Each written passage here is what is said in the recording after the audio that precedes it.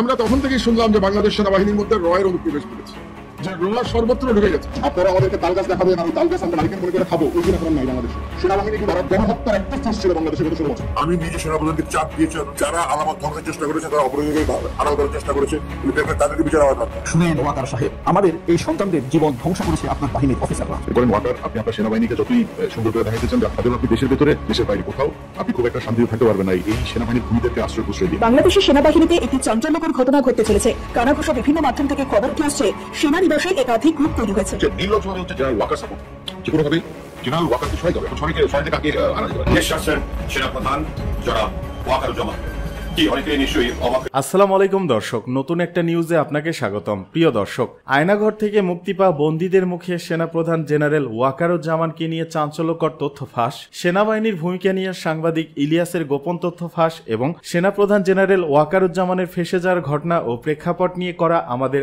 আজকের ভিডিওটি খুবই গুরুত্বপূর্ণ। ভিডিওটি শুরু থেকে শেষ পর্যন্ত ধৈর্য সহকারে দেখে একটি লাইক দিয়ে সবাইকে শেয়ার করে দিন। আমাদের চ্যানেলে নতুন হলে চ্যানেলটি সাবস্ক্রাইব করে পাশে থাকা বেল আইকনে ক্লিক করে রাখুন। আমাদের ভিডিওটি আপনি বাংলাদেশের কোন জেলায় বসে দেখছেন বা শুনছেন সেটি অবশ্যই কমেন্ট বক্সে কমেন্ট করে জানিয়ে দিতে ভুলবেন না। চলুন আর কথা না বাড়িয়ে ভিডিওটিতে একটি লাইক দিয়ে ধারাবাহিকভাবে আজকের বিস্তারিত খবরগুলো দেখে আসি।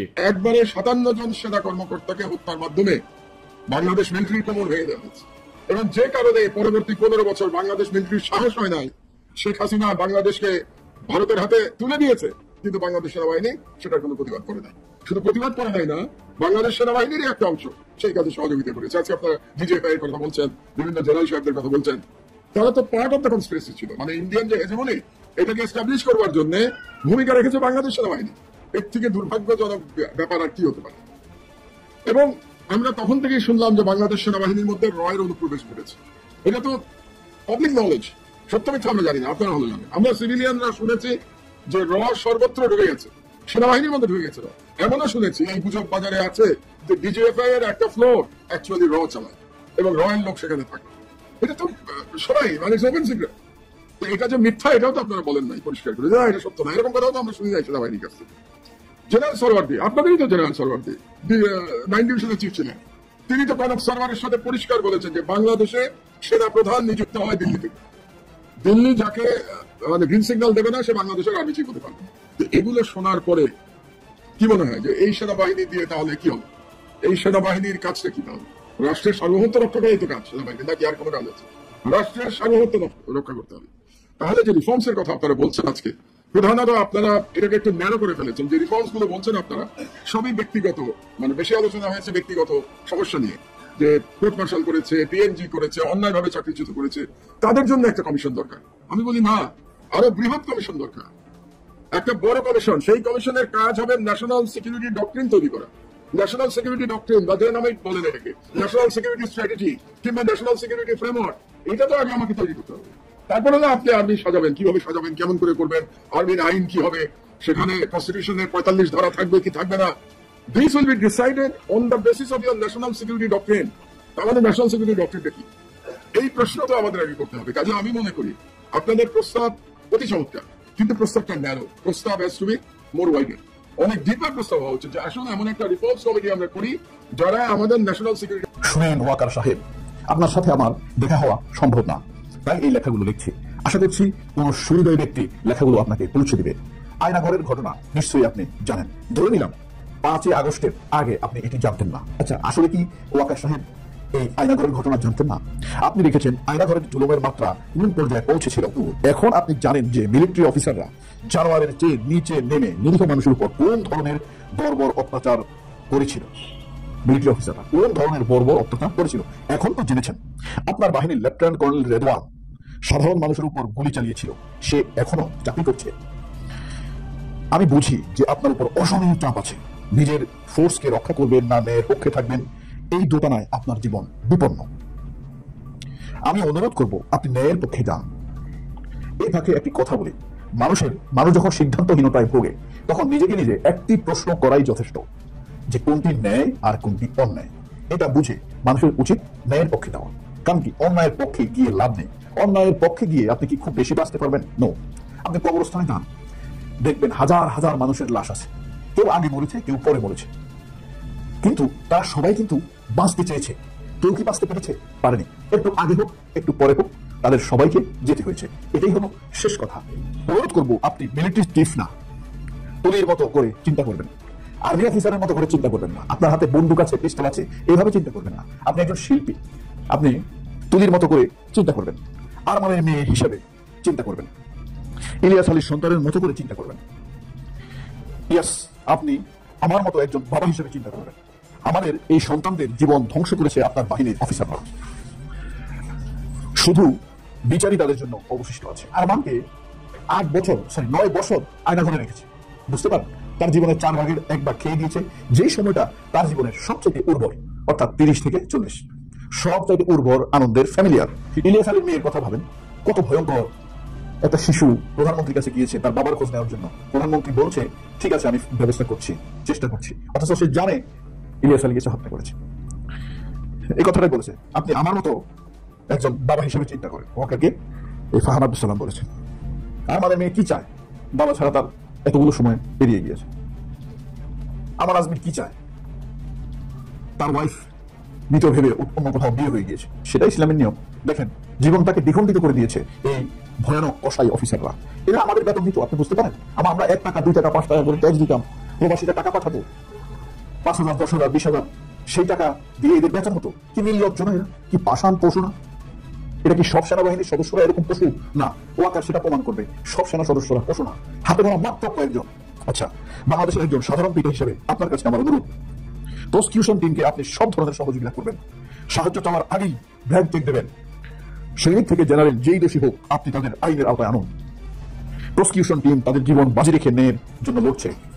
আসলেই এরকম প্রসিকিউশন টিম বাংলাদেশে আর কখনোই হয়নি। এই যে তাজুল ইসলামের নেতৃত্বে যে টিম হয়েছে, অসাধারণ একটি টিম হয়েছে, অসাধারণ কাজ করছে এখন পর্যন্ত তারা, অসাধারণ। জাস্ট এটা যদি আওয়ামী লীগ আমাদের এরকম 10 ভাগের 1 ভাগ কেউ করতো, প্রথম আলো পুরো পত্রিকা জুড়ে এটা প্রশংসা করতো।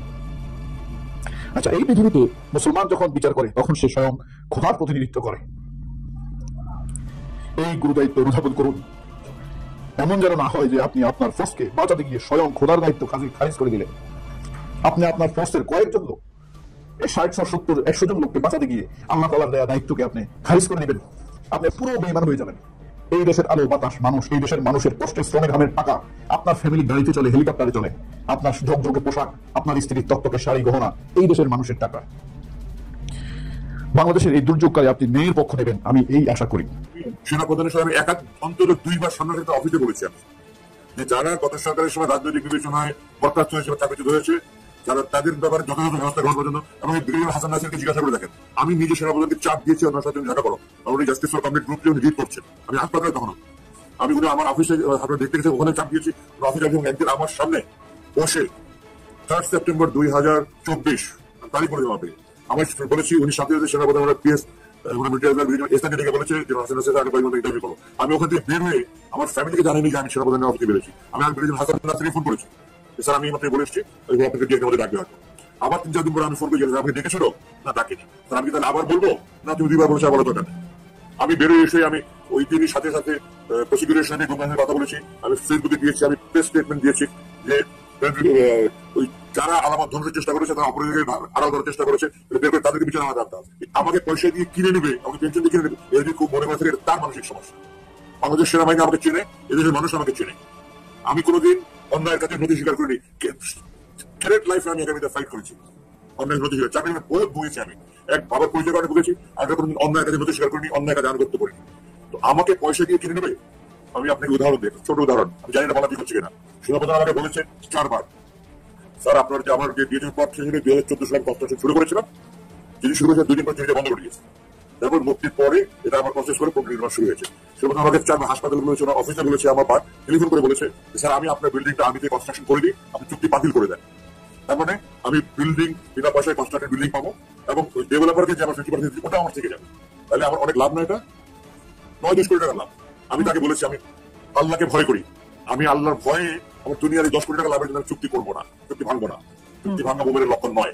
এবং সেনাবাহিনী আমাকে তাদের পয়সা দিয়ে একটা ওয়েলফেয়ার ফান্ড আছে সেনাবাহিনী দিতে পারে। আমি সেনাবাহিনীর পদান্নতা চাই না, আমার যেটা হক সেটা আমি চাই, আমি পদান্নতা চাই না। কেউ যদি মনে করে থাকে আমাকে রিটায়ারমেন্ট, আমি রিটায়ারমেন্ট সাইন করি না। আই ডিডন্ট সাইন বিকজ তারা আমাকে বাধ্যতামূলক অবসর দিয়েছে, যেটা বাধ্যতামূলক হওয়ার কথা না, বাধ্যতামূলক ডিসিপ্লিনারি গ্রাউন্ডে তারা আমাকে এখতিয়ার দেয়নি। I didn't sign. আমি যদি অর্থনৈতিক পদবি হতাম, বহুত কিছু করতে পারতাম ম্যাডাম। যারা এগুলি চিন্তা করে আমাকে নিয়ে কথা বলে, তাদের মানসিক সমস্যা। সরি, আমি ভেরি সরি টু সে। কেউ যদি মনে করে থাকে যে আমাকে পেনশন, আমার তো সেনাবাহিনীকে জিজ্ঞাসা করে 100% আমি তো এক বাক্যে বলবে যে আমার যদি চাকরিতে রাখতো আমাকে, সেনাপ্রধান আমাকে বলবে স্যার আপনি তো সেনাপ্রধান হওয়ার কথা, আমার ক্যারিয়ার প্রোফাইল আমি নিজে টোল ট্রেন। তো সেখানে আমাকে ব্রিগেডিয়ার জেনারেল র্যাঙ্কে 5 নম্বর অবসর যেটা ডিসিপ্লিনারি গ্রাউন্ডে দেয় সেটা দিয়েছে, এবং আমার পেনশনে এলপিআরও দেয়নি। খুব বেশি দয়া করেছে তারা আমাকে। আমি একবার মাথা কিনে নিয়েছি, আমি সবকিছু পেয়ে গেছি, আমি অধিকার বঞ্চিত। তাদের আমার যত সাফারিং, তাদের কেন কত সাফারিং হয়। আমার চাকরিতে জয়েন করার আগে চিঠি দিয়েছিল যে জয়েনের, ওই চিঠি জয়েন করার আগে ক্যান্সেল করেছে, এরপর পয়েন্ট জয়েন করেছে। একাডেমিতে আমার অসংখ্য প্রতিবন্ধকতা পারবে আমাকে রেকর্ডে জানাল আমাকে দিয়েছে, আমাকে পোস্টিং প্রমোশন, আমার ক্যারিয়ার প্রোফাইলের অফিসার যে পোস্টিং পাই সব নিম্নমানের অধিকার পোস্টিং পেয়ে দিয়েছি। আমার এরকম অসংখ্য বঞ্চনার অভিযোগ আছে, ইতিহাস আছে। আমি কিন্তু মাথা নত করিনি, এবং আমি কোনোদিন কারো কাছে তদবিরও করিনি। তো আমাকে সেনাবাহিনী চিনে, এই জন্য আমি কালকে একটা বিয়ার অনুষ্ঠানে গেছি সেনাগঞ্জে, আমার 2 ঘন্টার মধ্যে ফটো সেশন করতে হয়েছে। কারণ তারা আমাকে ভালোবাসে। এই ভালোবাসা আমি পয়সা দিয়ে কিনে নিইনি, আমি আমার ভালো ব্যবহার দিয়ে কিনে নিয়েছি। আমি যে কারো কাছে মাথা নত করি না, কারো কাছে নতি স্বীকার করি না।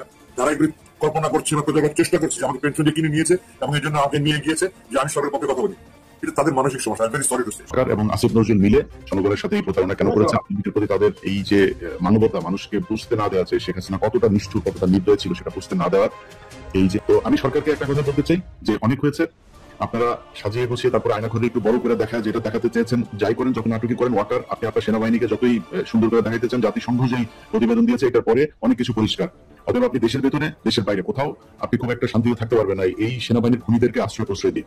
অতএব এটার সুষ্ঠু তদন্ত করতে হবে, বিচার করতে হবে, আসলে যা করেছিল সেটা মানুষের সামনে তুলে ধরতে হবে। যারা এতদিন ধরে এই গুম খুনের সাথে জড়িত ছিল তাদের পরিবারকে যথাযথ ক্ষতিপূরণ দিতে হবে। যারা এখন পর্যন্ত ছাড়া পায়নি তাদেরকে খুব দ্রুত ছাড়তে হবে। আওয়ামী লীগ পৃথিবীর ভেতরে বিলুপ্ত প্রায় একটা প্রজাতি, এদের অস্তিত্ব এই বাংলাদেশে ইনশাল্লাহ কোনোদিন হবে না। এদেরকে মানুষ ওই যে বিভিন্ন জাসদ টাসদের মতো বিভিন্ন রাজনৈতিক দল আছে না, ওরকম একটা দল হয়ে তারা দাঁড়াবে বাংলাদেশের সামনে। বিএনপি, জামায়াতে ইসলামী এবং এই ছাত্রদের যে একটা দল, তারপরে সাথে কিছু দল আরো থাকবে, সবচাইতে ছোট দল হিসাবে আওয়ামী লীগ এই দেশে রাজনীতি করবে। আমি তাদের মনে হয় না নিষিদ্ধ করা হবে, আমি নিষিদ্ধ করা হবে সেটা দরকার, মানুষের জানা দরকার আছে যে আওয়ামী লীগ আসলে কি জিনিস। তো আওয়ামী লীগের যেসব লোকজন, আমি আজকে কমেন্ট করছিলাম, নর্মালি আমার এখানে আমার বিরুদ্ধে তেমন কেউ কমেন্ট করেনি, তারা দেখছিলাম যে হয়তো তারা তাদের হয়তো পলিসি নিয়েছে যে তারা কিছু কমেন্ট করবে পাশে। তো আমি আপনাদেরকে বলবো ভাই যে আপনাদের আওয়ামী লীগের যত লোক আছে সবাইকে নিয়ে এসে আমি চাই আপনারা আমাকে গালাগালি করেন, আমার বিরুদ্ধে কথা বলেন, সমালোচনা করেন, এতে আমি বুঝতে পারবো যে দেশে আসলে আওয়ামী লীগের সংখ্যা কত। যেদিন আমার কাছে মনে হবে আপনারা সবাই মিলে লোকজন দাওয়াত দিয়ে এনেও যদি 30% কমেন্ট যদি আমার বিরুদ্ধে করতে পারেন, সেদিন আমি আওয়ামী লীগের যোগ দেবো। কারণ আমাকে বুঝতে হবে যে আমি কোনো কিছু একটা রং করছি, আমার মনে হয় সমস্যা। কারণ এখনো পর্যন্ত পৃথিবীর ভেতরে সংখ্যাগরিষ্ঠ মানুষ সঠিক জিনিসটাই দেখে। আপনি যদি বলেন যে ধর্মের কথাও বলেন, এখন পর্যন্ত পৃথিবীতে নাস্তিকের সংখ্যা বেশি হয়নি। চীন বাদ দিলে পৃথিবীর কোনো দেশেই এইভাবে সংখ্যাগরিষ্ঠ নাস্তিকের সংখ্যা নাই। সো মানে এখন পর্যন্ত আমি কোনো ধর্মের কথা বলছি না, কিন্তু মানুষ আস্তিক, অর্থাৎ কোন একজনকে বিশ্বাস করেন, সেটা কেউ আল্লাহ, কেউ ভগবান, কেউ বিভিন্ন কিছু বলেন, কিন্তু একজনকে বিশ্বাস করেন, অদৃশ্যে বিশ্বাস করেন, পরকালে বিশ্বাস করেন। অতএব ভালো জিনিসকে কিন্তু এখনো পর্যন্ত মানুষ ভালোবাসে।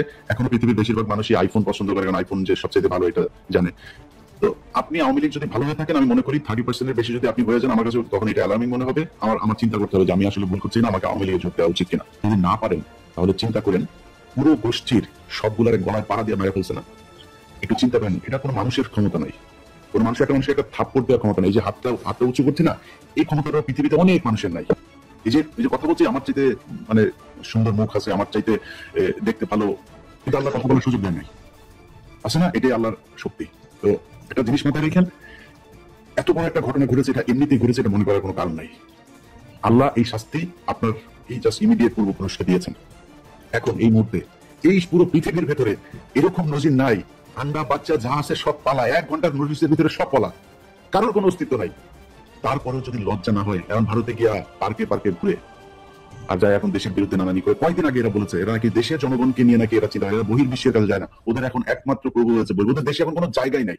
যত বেশি কথা বলবি, যত বেশি শয়তানি করবি, ওদের ব্যাপারে এই দেশের মানুষ তত বেশি কঠোর হবে। আস্তে আস্তে আওয়ামী লীগকে নিষিদ্ধ করা হবে, অঙ্গ সংগঠন, এই নাম নিবি, নাম নিলে গণধোলাই। রাস্তাঘাটে দেখছিস না, মনে হচ্ছে যেন করোনা আবার বাংলাদেশে ফিরে আসছে। মাস্ক লাগায় তারপরে স্লোগান দেয়, জন্মদিন পালন করে ঘরের ভেতরে জয় বাংলা, জোরে বলতে পারে না জয় বাংলা, এটাও ঘরের ভেতরে আস্তে আস্তে জয় বাংলা বলার আগে আরো ঢুকানো হবে। কয়েকদিন আগে মনে নাই বলছি, শেখ হাসিনাকে কেউ সরাইতে পারবে না, আল্লাহর সাথে যুদ্ধ করেছিলেন, আল্লাহ সেটা নজির দেখিয়ে দিয়েছে। আসিফ নজরুলকে বলবো, আসিফ নজরুল আপনি আইনমন্ত্রী, অতএব একজন আইন উপদেষ্টা হিসাবে এটার সম্পূর্ণ দায়িত্ব আপনার, দায়ভার আপনাকে নিতে হবে। মার্চের 10 তারিখের মধ্যে একজন আলেম যদি বাংলাদেশের জেলখানায় থাকে, একজন বিএনপি জামায়াতের কর্মী যারা কিনা শেখ হাসিনার সমালোচনা করার কারণে শেখ হাসিনা মিথ্যা মামলায় আটক আছে, কেউ যদি নাকি জেলখানায় থাকে, ভয়ঙ্কর রকমের প্রতিশোধ নেওয়া হবে আসিফ নজরুল। ওদের আওয়ামী লীগের বিরুদ্ধে এখন নিজের মুসলমান, ওদের এদিন আমার এক পরিচিত এখানে শুক্রবার নামাজ পড়তে গিয়েছে, যাতে আমার সাথে বলছে যে আওয়ামী লীগ করে, তারা আবার খুব ক্লোজ। তো পরে ওই লোকের বলছে যে কি কই যান, এই যে নামাজ পড়তে আসেন, তুই নামাজ পড়তে আসিস কেন? তা আমি পরে ওই লোকের সাথে দেখা করে পারে আসলাম যে ভাই এটা জিজ্ঞেস করলেন কেন? আওয়ামী লীগ করে, আওয়ামী লীগের আবার নামাজ কিসের? এটা বাস্তব, কিন্তু ওদের তো নামাজ দরকার নেই। ওদের নবী হয়েছে শেখ মুজিব, তোরা শেখ মুজিব নিয়ে থাকবে। তোদের ভিতরে কোনো মনুষ্যত্ব বোধ, কোনো বিবেক, কোনো কিছুই নাই। ওদের সাথে তর্ক বিতর্ক করে কোনো লাভ নেই, কারণ তোদের চিন্তা ভাবনা সবকিছু কেমন জানি, মানে মানুষের মতো চিন্তা ভাবনা আওয়ামী লীগ করেন। ওদের একজনের সাথে সাধারণ মানুষ 10 জন তর্ক করে পারবে না, ওদের চিন্তাই অন্যরকম। তো আল্লাহ এদের মুক্ত করেছে। আমার বিশ্বাস যে কষ্ট, যেই নির্যাতন, শেখ হাসিনা তো রাজনীতি করেন, শেখ হাসিনা সরাসরি আল্লাহর সাথে যুদ্ধ করেছিল। তো আমরা খুব খারাপ একটা পরিস্থিতি থেকে বের হয়েছি। এদেশের মানুষকে বলবো, শিক্ষা নেন। আল্লাহর সাথে যুদ্ধ করার ফলাফল ভালো হয় না। কিছু জায়গায় নিজের মিনিমাম নীতি নৈতিকতা বোধ এগুলো ঠিক রাখা দরকার। চিরামুড়ি খাওয়ারও টাকা নাই, সুমনের সঙ্গে রুটি কলা ভাগ করে খাই, মন্তব্য পলকের। কারাগারে চরম অর্থ সংকটে রয়েছেন বলে জানিয়েছেন তথ্য ও যোগাযোগ প্রযুক্তি আইসিটি মন্ত্রণালয়ের সাবেক প্রতিমন্ত্রী জুনায়েদ আহমেদ পলক। বুধবার ঢাকার চিফ মেট্রোপলিটন ম্যাজিস্ট্রেট সিএমএম আদালতে সাংবাদিকদের এ কথা জানান তিনি। জুলাই গণ অভ্যুত্থানকালে ধানমন্ডি থানায় দায়ের হওয়া এক হত্যা মামলায় গ্রেপ্তার দেখানোর আবেদন নিয়ে আজ কাশিমপুর কেন্দ্রীয় কারাগার থেকে জুনায়েদ আহমেদ পলককে ঢাকার সিএমএম আদালতে হাজির করে পুলিশ। বেলা 11টায় তাকে আদালতে তোলা হয়, আর বিচারক এজলাসে আসেন বেলা 11:06। বিচারক এজলাসে আসার আগে আইনজীবী ও সাংবাদিকদের উদ্দেশ্যে নানা কথা বলেন পলক। তিনি বলেন, চিরামুড়ি খাওয়ারও টাকা নাই, কারাগারে ব্যারিস্টার সুমনের সঙ্গে রুটি কলা ভাগ করে খাই। সাবেক প্রতিমন্ত্রী বলেন, জেলখানায় জীবন মারাত্মক শিক্ষার জীবন, সবার কম করে হলেও 7 দিন জেলে থাকা উচিত। যদি কখনো কারাগার থেকে বের হতে পারি তখনও এই কথা বলবো। এ সময় পুলিশ পলককে কথা বলতে নিষেধ করলে তিনি বলেন, আমি কোনো বেআইনি কথা বলছি না। আদালতে কথা বললে রিমান্ড বাড়িয়ে দেওয়া হয় অভিযোগ করে সাবেক আইসিটি প্রতিমন্ত্রী বলেন, কথা বললেই রিমান্ড বাড়িয়ে দেয়, আইনজীবীরা কথা বলে রিমান্ড বেড়ে যায়। এরপর ঢাকা মহানগর public prosecutor PP Omar Faruk ফারুকিকে সালাম দেন পলক। প্রথমে সাড়া না দিলেও পরবর্তীতে ওমর ফারুক ফারুকি তার সালামের উত্তর দেন। এরপর পলক বলেন, যাক, এইবার পিপি স্যারের মন নরম হয়েছে। সাংবাদিকদের উদ্দেশ্যে সাবেক প্রতিমন্ত্রী বলেন, আমাদের নিয়ে লেখার সময় আপনারা একটু সদয় হবেন।